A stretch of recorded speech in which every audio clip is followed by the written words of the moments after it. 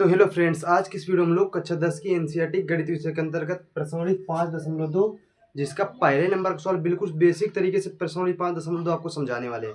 अगर आप तक प्रश्नावली 5.2 नहीं समझा तो इस वीडियो को बिल्कुल बेसिक तरीके से देख लीजिएगा, आपका बिल्कुल बेस एकदम मजबूत होने वाला है।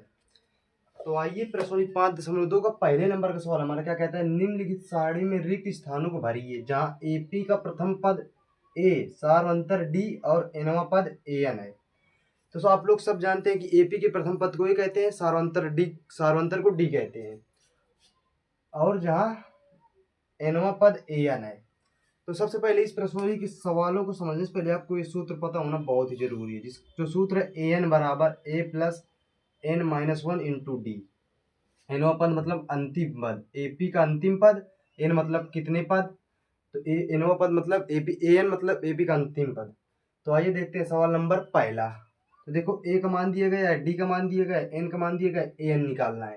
तो हम इस सूत्र में रखेंगे ए एन बराबर, तो क्या होता है ए प्लस, ए का मान कितना है 7, एन माइनस वन, एन का मान कितना है 8 माइनस वन, गुणे डी, डी का मान कितना है 3, तो ये कितना हो जाएगा 7 प्लस 8 में एक गया 7 गुणे 3, तो 7 3 21, तो 7 प्लस 21, तो 21 7 कितना हो जाएगा 28, तो ए एन कितना हो जाएगा 28।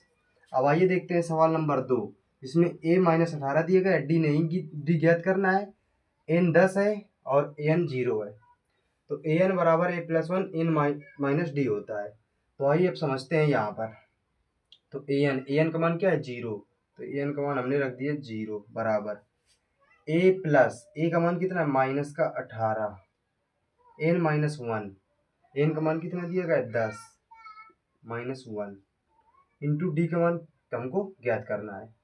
तो डी का मान हमको ज्ञात करना है। तो देखो पूरा गुणे में है और ये पूरा गुणे में जाएगा, गुणे वाला पूरा बटे में जाएगा, तो क्या हो जाएगा 0। तो डी का मान यहाँ पर क्या आ जाएगा 0, क्योंकि गुणे वाली संख्या हमेशा बटे में जाती है। तो डी के पूरा गुणे में डी को हमको, डी का हमें मान निकालना है, तो ये पूरा 0 हो जाएगा। तो डी का मान हमारा क्या निकलेगा 0। अब आइए तीसरे नंबर का सवाल देखते हैं, जिसमें ए का मान ज्ञात करना है, डी का मान -3 दिया है, एन का मान 18 दिया है और ए एन का मान -5 दिया है। तो आइए यहाँ देखते हैं। तो ए एन का मान ये वाले सूत्र में, तो ए एन का मान कितना दिया गया है -5, तो -5 रख दिया। अब ए, तो ए का मान हमें ज्ञात करना है, तो ए ऐसे ही रखेंगे प्लस एन माइनस वन, तो एन का मान कितना गया इस सवाल में 18, तो 18 माइनस वन गुणे डी, डी का मान कितना दिया गया -3, तो कितना हो जाएगा -5 बराबर ए प्लस 18 में एक गया 17, 17 3 का 51, तो माइनस कितना हो जाएगा -51, क्योंकि ये माइनस का अंदर गुणा होगा तो -51 हो जाएगा। तो -51 माइनस का इधर, तो इधर आएगा तो प्लस का हो जाएगा। तो ए बराबर 51 माइनस 5, तो ए बराबर कितने निकलेगा 51 5 चले गए 49, ओ 51 5 चले गए 46, तो ए का मान हमारा यहाँ पर आ जाएगा 46, तीसरे नंबर का सवाल। अब चौथे नंबर का सवाल क्या कह रहा है कि ए का मान 18.9 दिया है, डी का मान 2.5 दिया है, एन का मान हमको ज्ञात करना है और ये कितना दिया गया है -5, -5 इसका मान दिया गया है। ठीक है, -5 हमारा ए एन का मान दिया गया है। तो आइए इसको भी समझते हैं। तो इसको समझते हैं, यहाँ पर इसको थोड़ा मिटाई दे रहे हैं। -5 दिया गया है ए एन का मान, इसमें -5, ठीक है। 18.5 डी है 2.5, हमको एन ज्ञात करना है और इसका मान दिया 3.5 इसका मान दिया गया है। तो आइए यहाँ देखते हैं। तो ए एन का मान कितना दिया गया है 3.5, तो 3.5 रख दिया बराबर ए, एक मान कितना है -18.9 प्लस एन, एन का मान हमको ज्ञात करना है, n minus one into d, d का मान कितना दिएगा 2.5 से गुणे।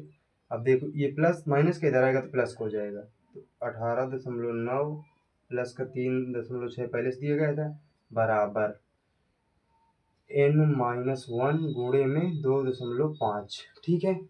अब ये देखो इसमें इसको जोड़ते हैं, तो 18.9 में हमको जोड़ना है 3.6, दशमलव नीचे दशमलव रखते हैं, 9 6 15 गिरी 5, 8 3 11 11 1 12, 1 2 2 22.5 हो गया, तो 22.5 बराबर अब ये कितना है n-1 गुणे 2.5, 2.5।